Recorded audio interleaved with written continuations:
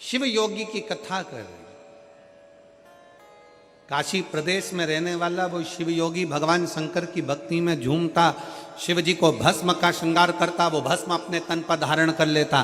शंकर जी को बेलपत्र का श्रृंगार करता, बेलपत्र अपने तन पर धारण कर लेता। भगवान शंकर को जल समर्पित करता, वो जल का आचमन कर लेता। शिव योगी भगवान शंकर को जो समर्पित करता वो शिव का भाव से, भगवान शंकर का औषधि भाव से अपने ऊपर धारण कर लेता। भगवान का चढ़ा भगवान को समर्पित किया गया, कोई साधारण हो सकता है? चलो एक बात आपसे पूछें, भंडारे में गए हो कभी? अरे जम के तो बोलो जरा, आजकल छत्तीसगढ़ वाले कम बोलते हैं क्या? जम के तो बोलो जरा। भंडारे में गए हो, सब्जी खाई है, वो सब्जी तुम घर में बनाकर खाओगे तो वैसा स्वाद आएगा क्या? नहीं। भंडारे की पूड़ी में, भंडारे की सब्जी में, भंडारे के चावल में, भंडारे के दाल में।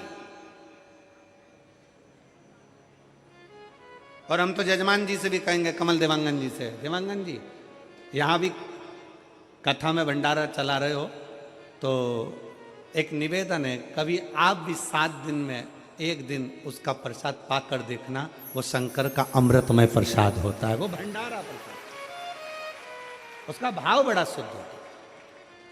कभी मौका मिले तो एक आध बार गुरु नानक देव जी के गुरुद्वारे में लंगर में जाकर देखना। कभी मौका लग जाए एक बार गुरु नानक देव जी का कहीं गुरुद्वारा हो और उस गुरुद्वारा का लंगर का प्रसाद चख कर देखना, उस प्रसाद की महत्वता को जानोगे कि लंगर जो हम चखते हैं उसका क्या है। कभी मौका लग जाए किसी सदगुरु के दरवाजे पर जाकर उस प्रसाद को पाकर देखिए। कभी मौका लग जाए तो कुबेरेश्वर धाम पर आकर जो खिचड़ी बाबा की मिलती है उस खिचड़ी का प्रसाद पाकर देखिए। कभी मौका लग जाए तो किसी संत साधु गुरुजन तपस्वी जन साधक उपासक के यहाँ जाकर उस तप बल से पकी हुई इस प्रसाद को पाई, उसका स्वाद देखिए। साड़ी वही है, 200 रुपए की साड़ी है, किसी को मत बताओ कि 200 की है, बस उसको ले जाके भगवान को चढ़ा दो, प्रसाद बन जाए। अब वो प्रसाद बन गई तो वो कीमत वाली हो गई, वो प्रसाद बन गई तो उसमें स्वाद आ गया, वो प्रसाद बन गई तो भगवान का स्वाद हो गया। स्वाद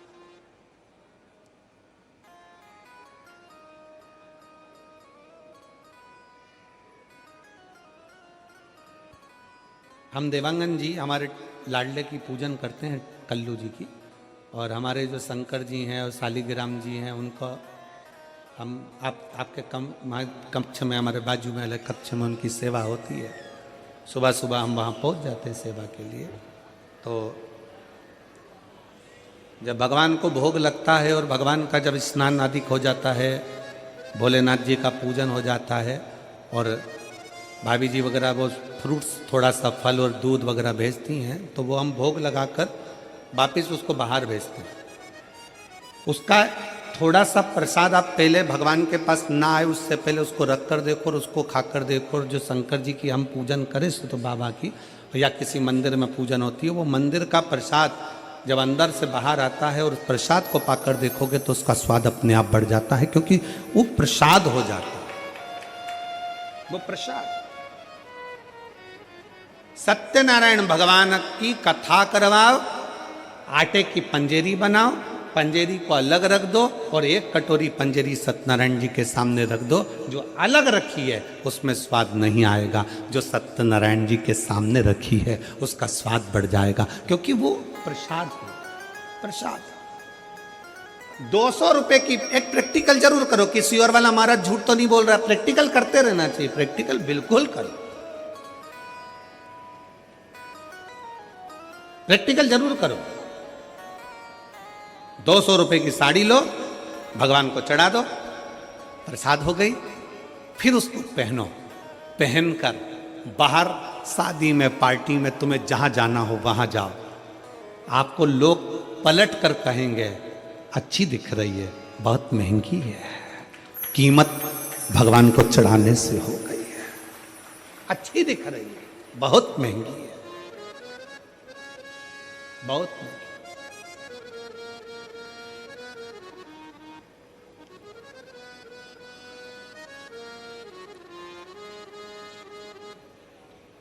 और तेरा साधारण से साधारण वस्तु की भी कीमत है अगर शंकर को समर्पित हो गई। साधारण सी वस्तु,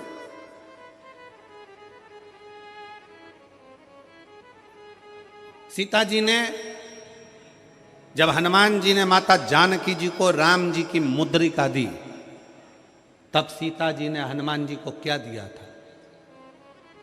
जम के बोलो, क्या देकर भेजा था? अरे बोलो तो, क्या देकर भेजा? हनुमान जी ने तो माता जानकी जी को मुद्रिका दी थी, अंगूठी दी थी। सीता जी ने क्या देकर भेजा था? अपनी चूड़ामणि। क्या देकर भेजा था? जम के बोलो जरा, अपने बालों की चूड़ामणि माता जानकी जी ने हनुमान जी को देकर भेजा। क्या थी चूड़ामणि? कहां से आई थी चूड़ामणि? वो चूड़ामणि इतनी विशेष क्या थी जो चूड़ामणि सीता जी ने हनुमान जी को दे दी?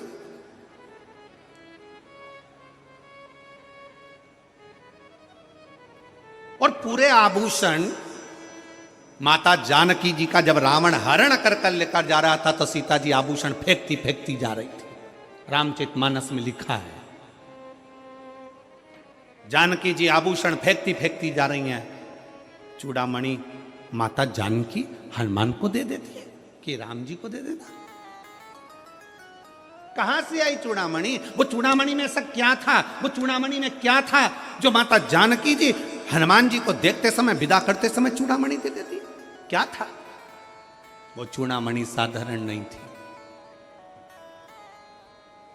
जब मंथन किया गया देवता और राक्षसों ने मिलकर, समुद्र मंथन करा, मंदराचल सुमेरु पर्वत की रई बनाकर, शेषनाग की नेति बनाकर जब मंथन किया, मंथन में रत्न निकले, माणिक मोती औषधि सब कुछ निकले। फिर रतन में लक्ष्मी जी प्रकट हो रही थी, उससे पहले एक देवी और प्रकटी थी।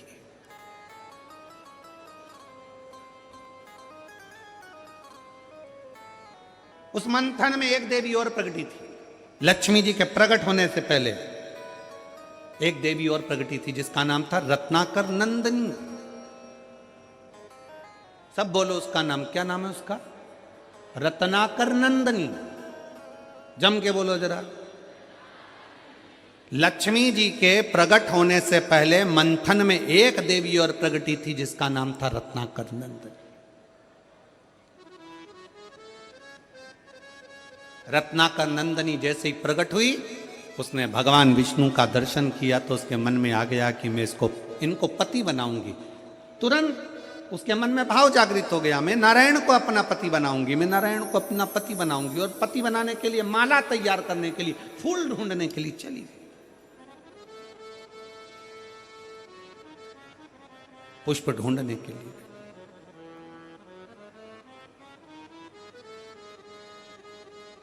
और रत्नाकर नंदिनी जब फूल ढूंढने के लिए गई, इतनी देर में मंथन में प्रकट हो गई माता महालक्ष्मी।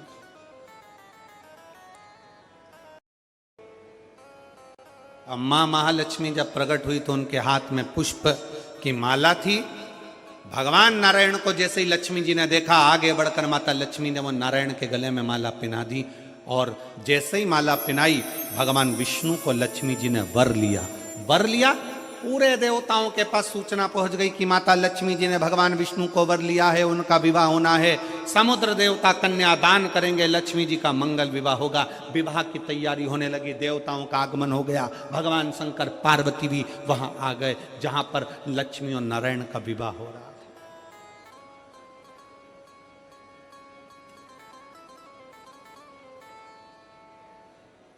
पहुंच गए।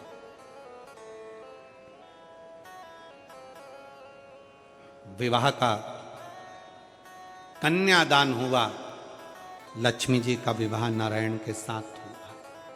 इतनी देर में रत्नाकर नंदिनी आ गई, माला बनाकर, माला लेकर, पुष्प लेकर। स्वामी भगवान विष्णु को देखा तो भगवान विष्णु के पास में तो लक्ष्मी खड़ी थी दोनों की वरमाला हो चुकी थी, भांवर हो चुकी थी, दोनों का विवाह हो चुका था। रत्नाकर नंदिनी की आंख में से जल बहने लगा, नैनों से जल बह रहा था। भगवान नारायण ने बुलाया, हे रत्नाकर नंदिनी इधर आओ। रत्नाकर नंदिनी आई। प्रभु मैं आपको वरना चाहती थी, मैं आपको अपना बनाना चाहती थी। भगवान कहते हैं, रत्नाकर नंदिनी मेरा विवाह लक्ष्मी जी से हो गया है, तुम मुझे वरना चाहती थी, मैं जान गया था तेरे मन की दशा को, पर तू चिंता मत कर। कलिकाल में जब मेरा कल्कि अवतार होगा तब मैं तुझे अपनी अर्धांगिनी बनाऊंगा। मैं तुझे अर्धांगिनी बनाऊंगा, तब तक तू त्रिकूट में, त्रिकूट पर्वत पर मां वैष्णो देवी के नाम से विख्यात होकर विराजमान होगी। तेरे में 3 देवियों की शक्तियां तेरे साथ होगी, वहां बैठेगी। राम अवतार में मैं स्वयं तुझे दर्शन देने के लिए आऊंगा। जब जब मृत्यु लोक पर आऊंगा तब तब तुझे मैं दर्शन दूंगा। रत्नाकर नंदिनी तुम जा सकते। रत्नाकर नंदिनी ने भगवान नारायण से कहा कि तुम्हारा विवाह हुआ है, शादी में अगर कोई आता है तो उसको विदाई दी जाती है।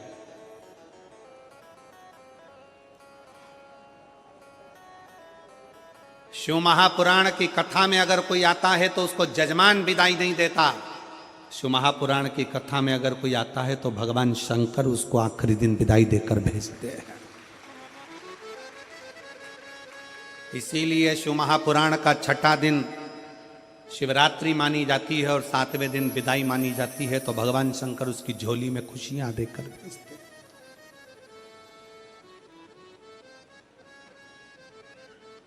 श्रेष्ठता।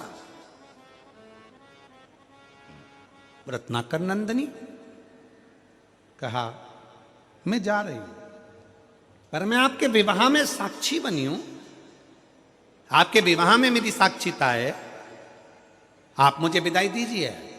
भगवान नारायण मुस्कुरा कर कहते हैं कि आपको मैं विदाई दूं, ये श्रेष्ठता कहां? हमारे देवों में भी देव महादेव हमारे पास में बैठे हैं, विदाई वो देंगे। तुरंत रत्नाकर नंदिनी शंकर जी के सामने हाथ जोड़कर बोली कि हमको विदाई दीजिए। रत्नाकर नंदिनी के शब्द सुने तो शंकर भगवान बोले कि आप स्त्री हो और स्त्री को विदाई मां जगत जननी पार्वती देंगी। पार्वती जी ने शंकर जी को देखा और देखकर मुस्कुरा कर कहा कि मैं क्या दूं इसको? मेरे पास तो फूल के जेवर हैं, मेरे पास कोई गोल्ड नहीं, हीरा नहीं, चांदी नहीं, सोना नहीं। सारे देवी देवताओं के पास में, सारी देवियों के पास में सोने चांदी के हीरे पन्ना के जेवर होंगे, पर मेरे शंकर भगवान की धर्म पत्नी माता अर्धांगिनी माता पार्वती के पास हीरा मीरा नहीं, क्योंकि शंकर भगवान तो खुद कोहिनूर हीरा है और जिसके पास मिल जाते हैं तो उसको हीरे की जरूरत ही क्या पड़ती है। मेरे पास तो खुद कोहिनूर हीरा मेरा शिव है।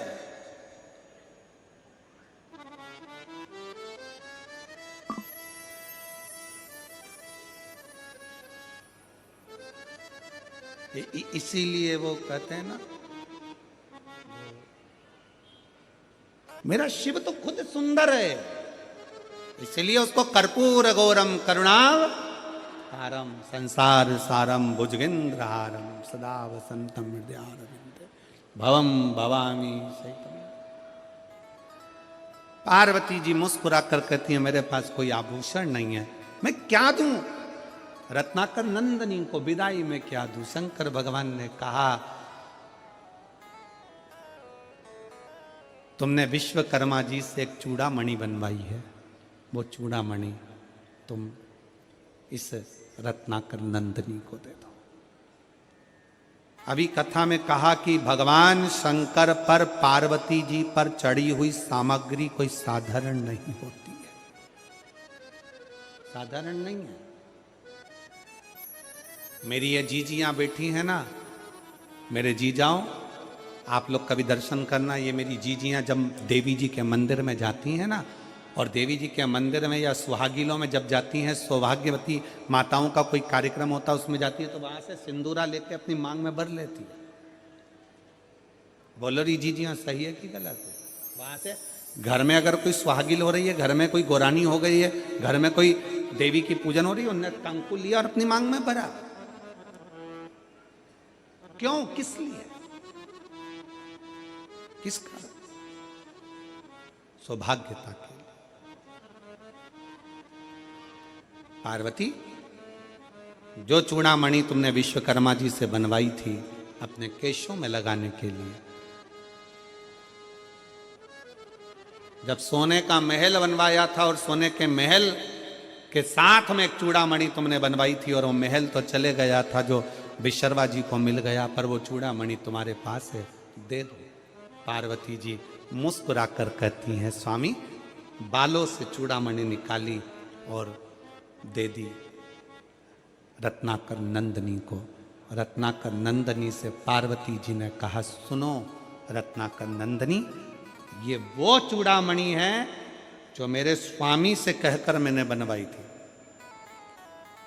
और मेरे स्वामी ने मुझे वर दिया था कि ये चूड़ामणि जिस स्त्री के जूड़े में रहेगी और वो स्त्री जिस नगर में रहेगी, ये चूड़ामणि जिस स्त्री के जूड़े में रहेगी और वो चूड़ामणि जिस नगर में रहेगी, वहां का राजा कभी हार नहीं सकता, उसे कोई मार नहीं सकता।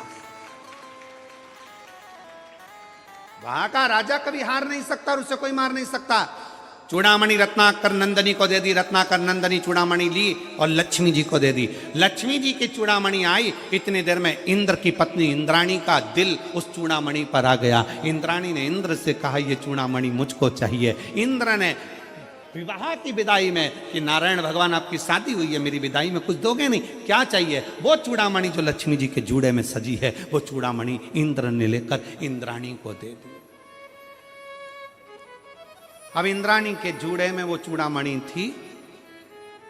एक संभासुर नाम का एक असुर हो गया जो देवताओं को परेशान करने लगा, तो दशरथ जी को युद्ध करने के लिए बुलाया।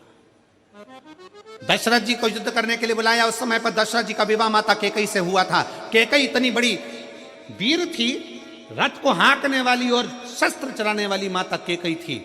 और केकई युद्ध के मैदान में आई, संबासुर का वध हुआ।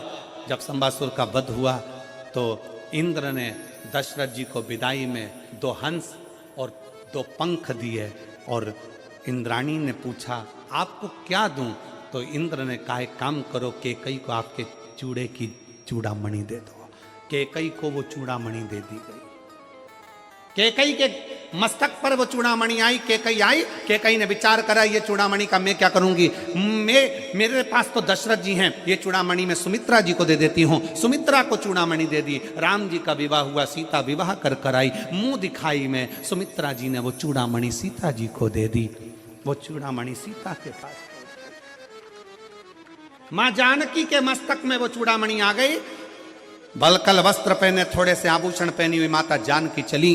वन में जाने पर जब उनके वस्त्र, उनके आभूषणों को फेंका गया, चूड़ामणि उनके मस्तक पर रह गई। लंका में चली गई। हरण होकर जब लंका में पहुंची, हनुमान जी मुद्रिका लेकर आए, तब सीता जी को ध्यान आया कि ये वो चूड़ामणि है जो दशरथ जी ने कहा था, सुमित्रा जी ने कही थी, ये चूड़ामणि जिसके जूड़े में रहेगी और वो जूड़े में लगी हुई स्त्री जिस नगर में रहेगी, वहां का राजा कभी मर नहीं सकता और वहां का राजा कभी हार नहीं सकता। अगर ये चूड़ामणि लंका में रह गई तो मेरे राम इस रावण को नहीं मार सकते। इसलिए हनुमान जी के आते से सबसे पहला काम करा, चूड़ामणि को लेकर भेज दिया। फिर लंकापति मरा है, फिर लंकापति। अब जरा विचार करिएगा, शंकर जी की अर्धांगिनी माता पार्वती, शिव और शक्ति दोनों पर चढ़ी हुई एक वस्तु, जरासी बेलपत्र, शंकर जी पे चढ़ी हुई खा लेते हैं, औषधि मुक्त हो जाते हैं। जरा सा चढ़ा हुआ जल हम पी लेते हैं, औषधि के रूप में लेकर हम रोग मुक्त हो जाते हैं। केवल बाल में लगी हुई चूड़ामणि भी, माता पार्वती के मस्तक की वो चूड़ामणि भी इतना फल दे जाती है कि नगर के राजा को बचा लेती है। नगर के राजा। क्या करती है शिव महापुराण की कथा? शिव महापुराण की कथा क्या करती है? धर्म की साख को मजबूत करिए, सनातन धर्म की साख को प्रबल बनाइए और सनातन धर्म को मजबूत करने का प्रयास करिए। अपना धर्म छोड़कर किसी दूसरे धर्म में जाकर झूठन मत खाइए, भले अपनी रूखी सूखी हो वो खाइए। अपने घर का खाओ, रूखा सूखा जैसा भी। और घर की रोटी के आगे कोई रोटी अच्छी लगे क्या रिजी जी? अरे बोलो तरी मेरी छत्तीसगढ़ की बहनों, ओ मेरे जी जाओ, अपने घर की रोटी क्या? तुम कहीं की भी होटल में चले जाओ, 5 स्टार होटल में चले जाओ, कहीं पर भी घूमने चले जाओ, कितने भी एसी के कमरे में ले लो, कितनी भी अच्छे डनलप के गद्दे पर सो लो, 15 दिन 20 दिन 1 महीने में तुम्हें तुम्हारे घर की याद आएगी। कितनी भी तुम मटर पनीर खा लो, पालक पनीर खा लो, चाहे तुम दुनिया भर की सब्जी खा लो, बगर मगर जो भी हो तुम्हारा, वो क्या बोलते हैं उसको, मीन चाउमीन और कुत्ता नहीं कोत्ता, हाँ मोमोज, हाँ जो भी तुम्हें खाना है सब खा लो, पर कितना ही खा लो, उसके बाद भी तुमको 8-15 दिन में याद आएगी कि मेरी मम्मी के हाथ की मुझे रोटी याद आ रही है, मेरी पत्नी के हाथ का भोजन याद आ रहा है। बस वही तुम दुनिया में थोड़ी बहुत चमक ममक इधर उधर की देख के चले जाते हो दूसरे धर्म की ओर, सनातन धर्म को छोड़कर दूसरे धर्म की ओर चले जाते हो, थोड़ी सी चमक देखी और बढ़ जाते हो ना। सनातन धर्म से बड़ा कुछ नहीं है। अपने सनातन को बचाने के लिए तो गुरु नानक देव जी ने अपने बाल तक बढ़ा लिए थे, जटा तक बांध ली थी कि सनातन को मजबूत रखूंगा, रक्षा के लिए। धर्म रक्षा बहुत जरूरी है, सनातन रक्षा बहुत जरूरी।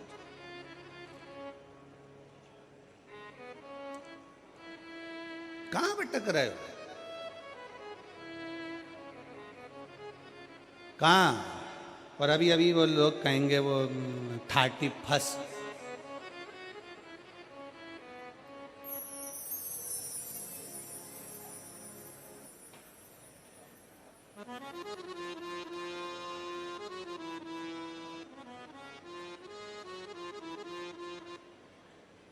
वो कहेंगे लोग वाग हैप्पी न्यू ईयर।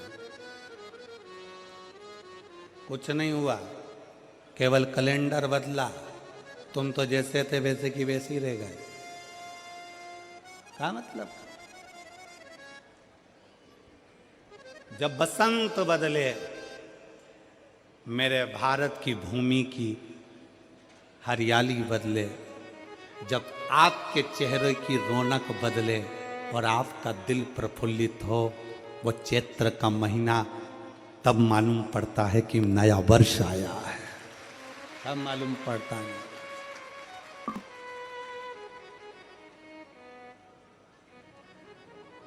31 तारीख को दारू की बोतल खुलती है और भारतीय नए वर्ष चैत्र की नए वर्ष में गंगा जल खुलता है।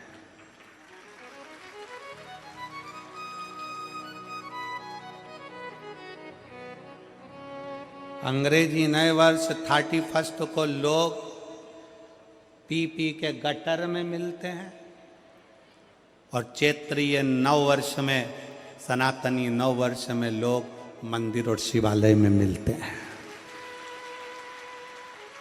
और मेरा भारतवासियों से निवेदन है, मेरे देशवासियों से निवेदन है, मेरे सनातनियों से निवेदन है, आप 31 मना रहे हो, मनाओ, हमारी तरफ से छूट है, पर याद रखना उस 31 के दिन भी मैं खाने में मदिरा की दुकान पर नहीं, कुबेरेश्वर धाम और महाकाल की भूमि पर जाइए।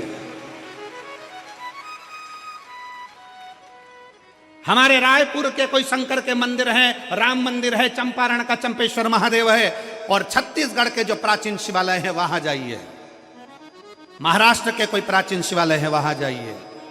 वहां जाकर अपने को अगर मनाना ही है तो भगवान शंकर की शरण में मनाओ, क्योंकि आप कितने किस्मत वाले हो रहे छत्तीसगढ़ वालों की, ये दिसंबर एंड की 24 से 30 तारीख तक की कथा तुमको मिली, मतलब दिसंबर का एंड भी तुम शंकर की शरण में, और 2025 की शुरुआत 4 जनवरी से 10 जनवरी तक छुरिया हाले कोसा में कथा मिल गई, मतलब तुम्हारा 24 और 25 सब बढ़िया बाबा के चरणों शिव भक्ति में। जाओ उसके चरणों में मनाओ।